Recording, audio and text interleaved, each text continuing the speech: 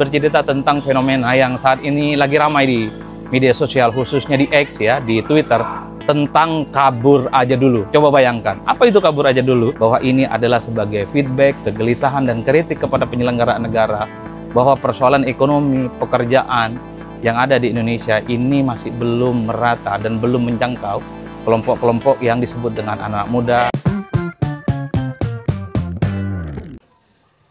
Assalamualaikum warahmatullahi wabarakatuh. Kali ini saya mau membagikan aktivitas Sabtu dan Minggu pagi yang biasanya saya gunakan berolahraga. Saya belakangan menyukai bulu tangkis karena bulu tangkis itu mudah, murah, dan sangat simpel. Cukup 2 orang sudah bisa tepok-tepok dan kemudian bisa keringatan. Ada satu pepatah Arab yang selalu melekat dalam pikiran saya. Al-aqlus salim fil jismi salim. Jadi akal yang sehat itu terletak pada badan-badan yang juga sehat. Mana mungkin kita mau berpikir jernih, berpikir clear kalau kemudian kita sakit-sakitan. Nah, di setiap Sabtu pagi, di setiap Minggu pagi, saya berkumpul dengan banyak orang dari misalnya teman-teman aktivis LSM, kemudian pegiat demokrasi, ada dosen, ada kemudian dari pengurus partai politik, ada juga lah 1-2 yang pejabat. Di tempat saya bermain bulu tangkis 1, 2, 4 sampai 10 orang itu, kemudian kita diskusi di sela-sela permainan. Bukan hanya soal olahraganya, bukan hanya soal tepok-tepoknya, tapi berbagi pengalaman dan berbagi pikiran terkait dengan situasi politik yang berkembang. Apapun itu seringkali kita diskusikan. Mulai dari soal politik, mulai dari soal hukum, mulai dari soal ekonomi, termasuk juga soal isu tentang misalnya koalisi permanen, kemudian Prabowo Subianto maju kembali di 2029, pagar laut Kabupaten Tangerang gitu ya, kemudian terkait dengan kelangkaan tabung gas kilogram beberapa waktu yang lalu dan seterusnya dan seterusnya. Jadi dalam satu komunitas itulah kemudian saya begitu banyak mendapatkan feedback dari berbagai orang, dari kalangan biasa, ada kalangan dari teknokrat, ada dari kalangan politisi, ada dosen dan seterusnya dan seterusnya. Jadi bukan olahraganya yang juga penting, tapi yang paling penting adalah komunitas-komunitas yang kemudian begitu banyak memberikan informasi kepada saya khususnya terkait dengan apapun, termasuk isu-isu yang terkait dengan agama ya. Ada salah satu buku yang ditulis oleh Robert Putnam, dia itu adalah ilmuwan politik, namanya Bowling Alone. Ini adalah salah satu buku yang berkisah tentang bahwa sebenarnya di Amerika dulu itu main bowling itu banyak sekali kelompok-kelompok dan komunitasnya. Tapi Robert Putnam itu melihat dalam kurun waktu sekitar tahun 80, kurun waktu 90, orang-orang tidak lagi berkumpul dan tidak lagi berkelompok untuk bermain bowling. Yang ada justru orang main bowling itu sendirian. Kata Robert Putnam dalam bukunya Bowling Alone, kira-kira begitu, ini bukan soal main bowlingnya yang kemudian sendirian, tapi komunitas-komunitas bowling itu kemudian kok mulai sepi. Ketika diteliti, ketika dilihat ternyata orang di Amerika saat itu tak lagi suka untuk berkelompok ya karena sudah mulai merasa distrust, merasa tidak percaya terhadap komunitas yang lain. Dalam perkembangan studi ilmu politik, kata Robert Putnam, trust dan percaya kepada orang lain itu adalah kunci bagaimana kita itu membentuk satu komunitas politik yang itu dijadikan sebagai alat untuk membangun budaya dan tradisi politik yang bagus. Bowling Alone bercerita tentang bagaimana di Amerika sekitar tahun 80, tahun 90, orang main bowling itu sendirian, tak lagi berkelompok karena orang lain sudah dianggap menjadi ancaman karena beda pilihan, karena beda pendapat, karena beda mazhab. Mereka kemudian tak lagi saling hangat satu sama yang lainnya. Oleh karena itu, ini yang kemudian kita khawatirkan, bahwa perbedaan politik kita di masa-masa yang akan datang, perbedaan pendapat di masa-masa yang akan datang, justru membuat kohesivitas sosial, perkawanan kita yang semakin luas itu semakin terbatas. Orang semakin sibuk dengan urusannya sendiri, dan menganggap orang lain itu menjadi sebuah ancaman. Bahaya loh kalau kita tidak percaya kepada orang lain. Contohnya apa? Waktu COVID kan? 2020, 2001, dan 2022. Kita kalau ketemu orang itu ketakutan. Seakan-akan kita itu merasa insecure. Merasa orang lain itu sebagai sebuah ancaman yang kemudian menakutkan. Nah, dalam studi-studi ilmu politik, berkelompok, berkomunikasi, bersosialisasi dengan orang lain, itu lebih memungkinkan kita mendapatkan informasi. Kita lebih memungkinkan terpapar informasi terkait apapun, mulai dari ekonomi, hukum, sosial, dan politik. Karenanya, dalam studi ilmu politik, tulisan Robert Putnam soal Bowling Alone ini menjadi petunjuk bagaimana membangun demokrasi yang sehat. Kuncinya apa? Yaitu jaringan civic engagement, di mana orang semakin berkelompok, semakin dia membuat komunitas, maka dia akan semakin kuat untuk saling berkomunikasi, terutama untuk memperkuat bagaimana basis-basis demokrasi itu harus semakin berkembang satu sama yang lain. Nah, yang terakhir, karena saya mau main lagi nih. Nah, tadi kawan-kawan di dalam itu kemudian bercerita tentang fenomena yang saat ini lagi ramai di media sosial, khususnya di X ya, di Twitter, tentang kabur aja dulu. Coba bayangkan, apa itu kabur aja dulu?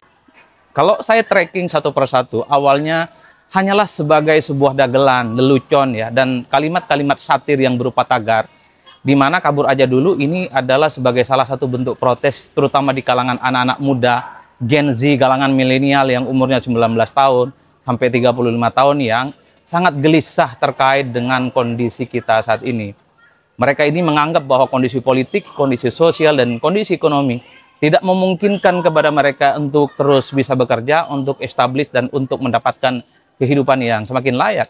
Jadi saya memahami tagar kabur aja dulu ini adalah sebagai bentuk ekspresi terhadap penyelenggaraan negara yang sampai hari ini menurut mereka tidak sesuai dengan ekspektasi. Apa-apa susah, mau bekerja susah, pendidikan dikhawatirkan mahal, kemudian orang nganggur di mana-mana, orang kemudian untuk mencari lapangan pekerjaan semakin sulit, dan seterusnya, dan seterusnya.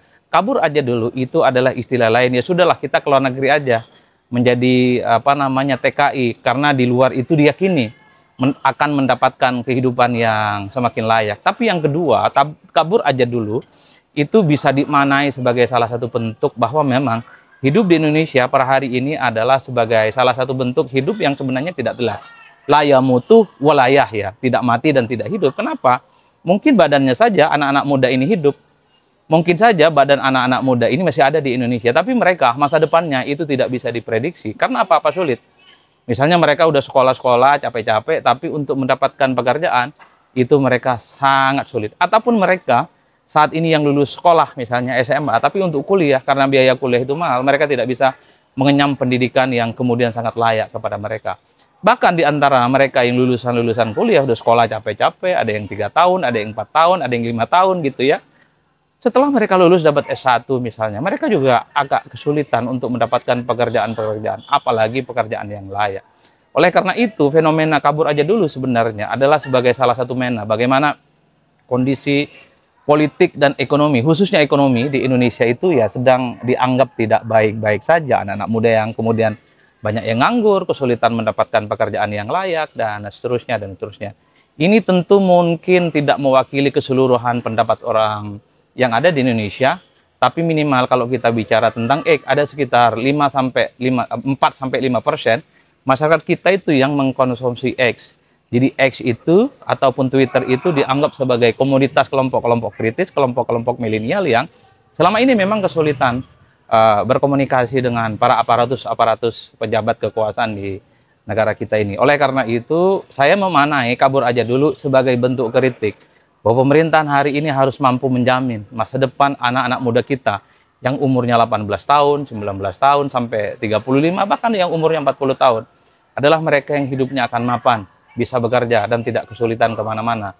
Sehingga mereka itu tidak menggaungkan kabur aja dulu. Jadi sekalipun ada tagar, kabur aja dulu, jangan dong difitnah mereka itu anti nasionalis, ataupun nasionalismenya itu tidak kuat. Ya banyak kok orang-orang di sekitar kita itu kan kerja di luar negeri bukan karena tidak nasionalis.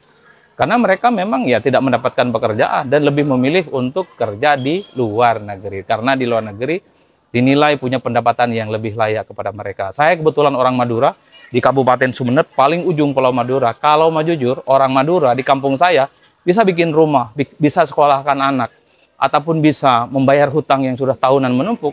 Itu gara-gara keluar negeri. Itu gara-gara kerja ke luar negeri. Yang banyak ke Malaysia, yang banyak itu banyak yang ke Mekah, ada juga yang ke Brunei, dan ada juga yang ke Jepang. Tapi orang Madura di Sumeneb, di kampung saya, ada 2 negara yang paling banyak. Rata-rata adalah Malaysia, yang kedua adalah di Mekah. Mereka dengan cara bekerja di Mekah dan kemudian Malaysia, kemudian bisa bangun rumah, bisa bisa sekolahkan anak, kira-kira begitu. Kemudian mereka bisa masukkan anak-anak mereka ke pesantren, dan seterusnya, dan seterusnya. Apakah mereka tidak nasionalis?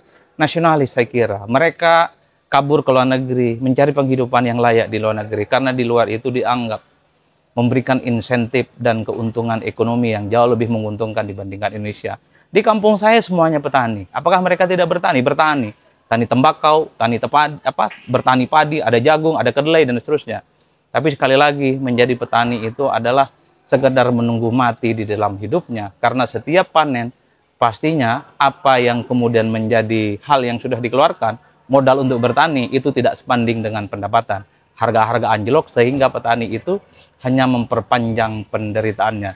Saya kira di situ salam politik Syai'un pastinya mantap, semantap-mantapnya. Sekali lagi, tagar kabur aja dulu mesti dimaknai bahwa ini adalah sebagai feedback, kegelisahan, dan kritik kepada penyelenggaraan negara bahwa persoalan ekonomi, pekerjaan yang ada di Indonesia ini masih belum merata dan belum menjangkau kelompok-kelompok yang disebut dengan anak muda, kalangan milenial, dan kelompok yang kemudian terafiliasi sebagai kelompok muda.